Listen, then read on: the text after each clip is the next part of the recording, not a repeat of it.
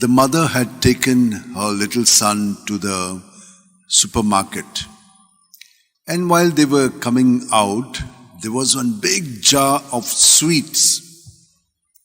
And this man who was there, he says to the little boy, "You can help yourself."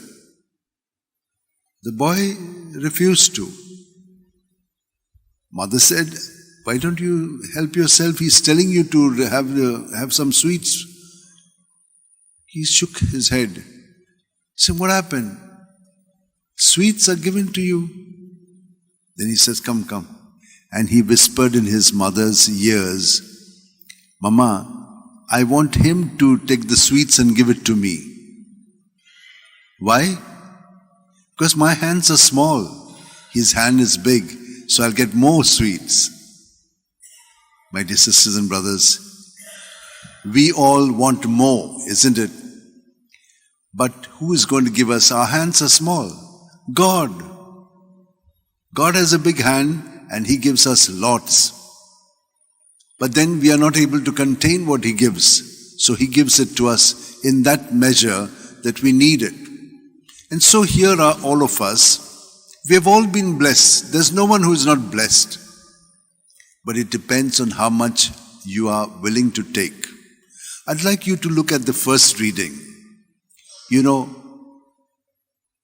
if you have a small little cup, you'll get only a little of whatever you're drinking. Say if it is tea or coffee or milk, whatever. But if it is big, you'll get lots. So what do you get? What is being prepared? Now, it is said that from the temple flowed the water. From the temple. Now, all of us are also the temple of God. But do you see yourself like that? If you do, then what will happen? The water that flows, that means the grace that flows, will be yielding a lot of fruit. On the way, there are these trees, they sprout out well, they put forth branches, there are green leaves, a lot of fruit. You've understood this. So if grace flows from us in our thoughts, words and deeds, it will be bearing good fruit. But if it flows from our ego self, then you know our own experiences, how we feel towards each other. We're all good people, but we hate each other, we don't like each other, we keep away from one another. Why does this happen? Because we're not allowing the grace of God to flow through us. But how will that happen? You got to be attuned to that, no? And what have I been telling you? I've been telling you what Jesus is telling us. What has He been saying? Many things. But if there's one thing that you have been touched by, take that and be with it, because that is the fount for you of that flowing waters that will yield a rich fruit and harvest.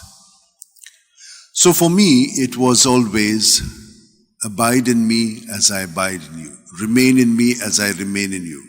And how do we remain? Our breath, that is the life. Water gives us life. Breath gives us life. So every breath, is it flowing from me or is it flowing from Him? So you've got to make a conscious effort, which is an effort of love. If you love, then you will do it not because it's painful. You'll do it out of joy, because there's great joy in doing it. And are you praying because there's joy? Or are you doing it because you'll get something? Is your motive selfish? It has to be pure. Because once you have God, you have everything. So why not? Why don't you give yourself to God? Let Him fill you up. Let Him empty Himself out in all that you are. And those trees which flow from the grace, the waters of life, they will yield so much. So whatever you say, whatever you do will be yielding so much. Because people will like it. They will feel rejuvenated when they eat those fruits, use those medicinal leaves, root and bark and everything. God is so good.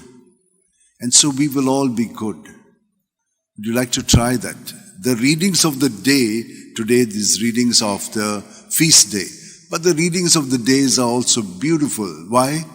Whether we die, every time we breathe out, we die. Every time we breathe in, whom are you getting alive with? Yourself or with Jesus? If it is with Jesus, then like Paul, you'll say, no longer I that live, Jesus that lives in me. And if Jesus lives in me, then you will see how everything else will flow from it. I've been doing every day prayer from 5 o'clock in the morning till 6:30 in the morning. Some of you may be aware of it, but I just like to remind you, these are all preparations for next year. But not only next year, every day of the year. Next year is kind of a deadline because next year is the exposition of the relics of St. Francis Xavier. How are we preparing for it? I've been doing this since COVID time, but now very specially because I spend half an hour trying to live out the words of Jesus, and they'll take you deep. By the time it's half an hour, you will be wondering how this half an hour has passed. Because when we spend time with God, it is eternity. Time simply flies. Then since we are in Jesus, we look at the life of Jesus in us. It is given to us in the scriptures. So, taking the help of scriptures, we ponder over the mysteries of his life, and that's how we get rejuvenated in Jesus. So, we take all the 20 mysteries in half an hour, take the scriptural quote, the mystery, and one Our Father, one Hail Mary. Why Our Father? Because we are all showing that the whole of creation is united in Jesus, who is leading us to the Father. And Mother Mary was the one who made it possible by her response to God, who became humble and was simple so that God could work through her. So that is the grace. And so we give glory to the Father and we say the prayer of Fatima. So that's how we do that. Then, once we are so deeply immersed, inebriated in Jesus, everything in us flows from Jesus in us. So when we look, what do we see? We will be able to see the persons as they are, whether they are in Jesus or whether they are not. So this is discernment. So if they are, then it's great time to communicate the spiritual things and they will be understanding. If not, then we have to pray for them. What do? We get angry because we want them to change. Change will not come by this. None of us change because we have heard something good. You may hear many things, but it'll take a long time for you to put this into practice. So what do we need? Once the seed is sown, it won't grow today. It takes time. It has to die. It has to be watered. It has to have sunlight. Slowly you have to nurture it. And that's the way we have to deal with one another. We can't expect it to happen today. Be patient and kind. Love is that. Love is God. And we are in God. Then we will be doing such things. My dear sisters and brothers, let us thank the Lord for all the wonderful things He's told us and He's doing in us. All we need to do is start somewhere and remain faithful to it. He will do marvels in us. And like Mother Mary will say, my soul magnifies the Lord. My spirit rejoices in God, my Savior, for He has looked on His lowly servant in her nothingness. That is the attitude. To know that we are nothing, that God is everything in us. And if we are proud, then there will be no grace flowing in our thoughts, words and deeds. What would you like to choose?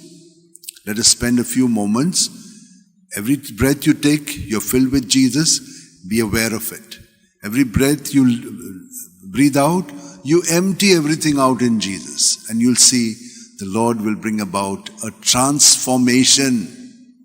He will transform us. He will reform us. And He'll conform us to Himself.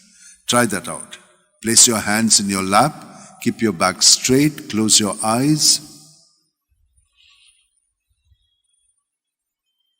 And every breath you breathe, be aware that you're filled from your toes right up to your head with Jesus, because He is the breath of life.